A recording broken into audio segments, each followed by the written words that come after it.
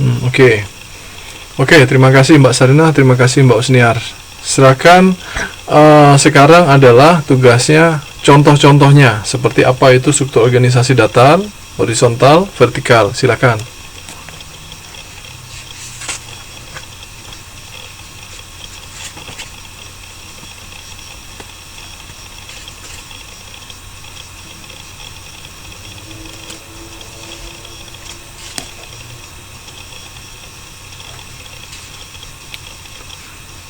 Halo, mana kelasnya nih kok nggak ada suaranya? Atau pada istirahat semua? Silakan.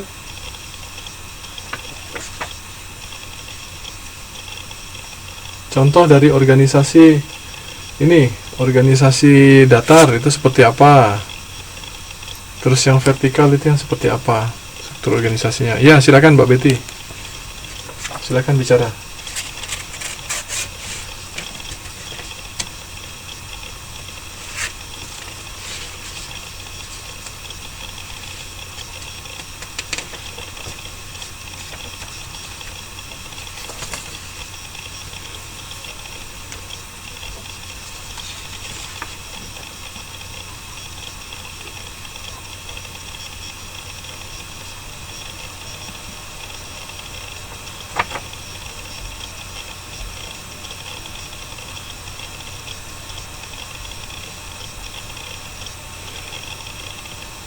Struktur organisasi. Jadi gini, teman-teman harus bisa membedakan antara organisasi dan struktur organisasi. Kalau CP itu kan itu organisasinya. Kalau berbicara tentang struktur organisasi, di situ udah jelas loh ya di dalam PowerPoint. Struktur organisasi atau hierarki pengambil keputusan. Nah, hierarki pengambil keputusan ini misalnya ada datar, ada horizontal, ada vertikal. Nah, kalau tadi dibilang datar sama horizontal itu sama Pak, ya contohnya seperti apa? Nah, kalau vertikal itu yang seperti apa? Kayak gitu. Ini mudah loh nih. Ayo, calon pemimpin yang sedang dipersiapkan, silakan bicara. Ya, silakan, Mas Nur, monggo.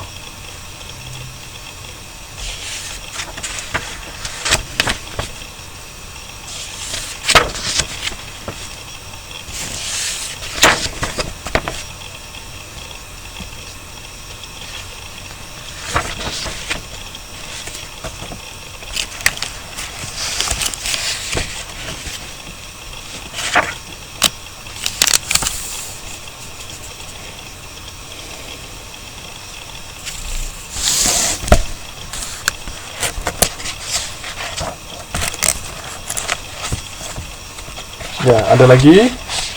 Yang lain? Ada lagi yang lain? Tambahan, ya, masuk Mas Basuki, Mas Basufi.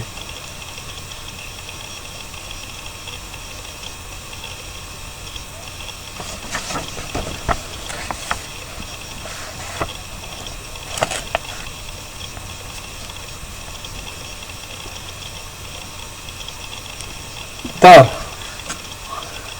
Ini vertikal sama horizontal teman-teman udah tahu toh? Mas Basofi tahu, semuanya tahu.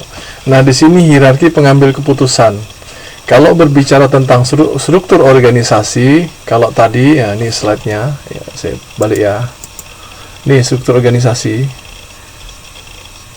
vertikal. Bentar. Nih. Ini struktur organisasi. Ini struktur organisasi. Jadi ada yang dari atas, ada yang ke samping. Nah, kalau vertikal itu yang seperti apa? Nah, itu Mbak Usniar sudah bunyi. Nah, coba Mbak Usniar bisa nggak kasih penjelasan teman-teman? Monggo.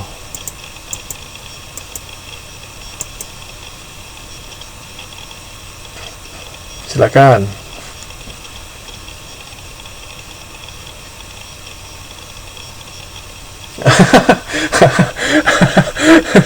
Oke, Ya, Mbak Lina dulu, Mbak Lina.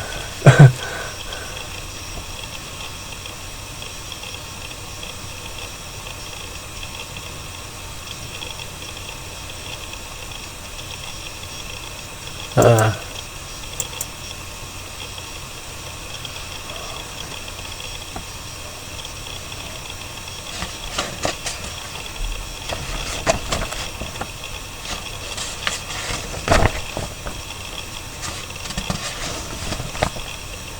ya, ya, oke. Paham ya? Jadi kalau vertikal seperti itu, kalau horizontal seperti itu. Kalau bicara struktur organisasi, itu siapa aja orangnya? Sub manager, tadi kan ada CEO, di bawahnya ada presiden, dan di bawahnya presiden ada departemen. Kalau vertikal itu dari mana ke mana, kalau horizontal itu dari mana ke mana, seperti itu ya. Oke ya, paham. Selanjutnya ada perubahan dan adaptasi organisasi.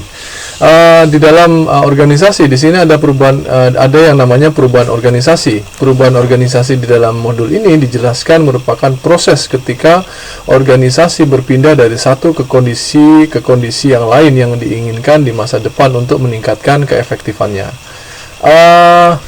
Ada dua jenis perubahan. Di sini ada perubahan yang direncanakan, ada perubahan yang tidak direncanakan. Ya, Mbak Betty bisa nggak dibantu saya?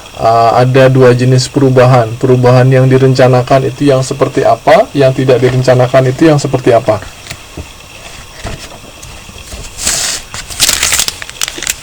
Monggo. Oh iya, sambil jalan ini siapa?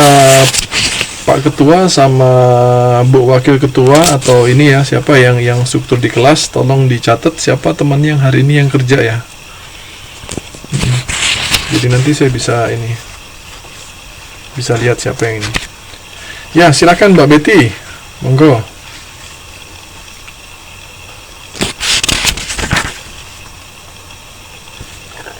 Iya, halo.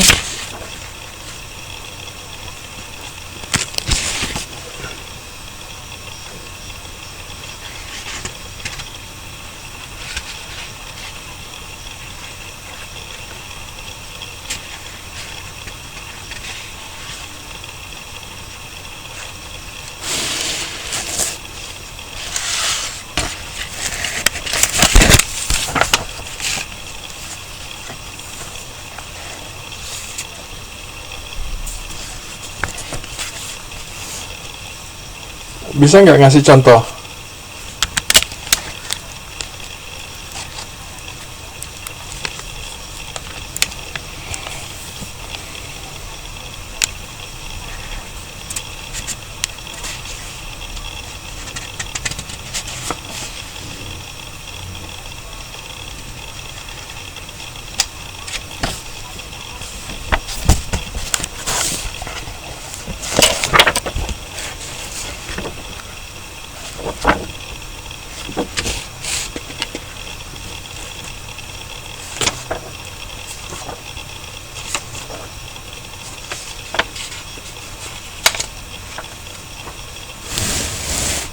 Oke, jadi gini, manajer itu senantiasa harus mengantisipasi perubahan-perubahan dalam lingkungan yang akan mensyaratkan penyesuaian-penyesuaian desain organisasi di waktu mendatang.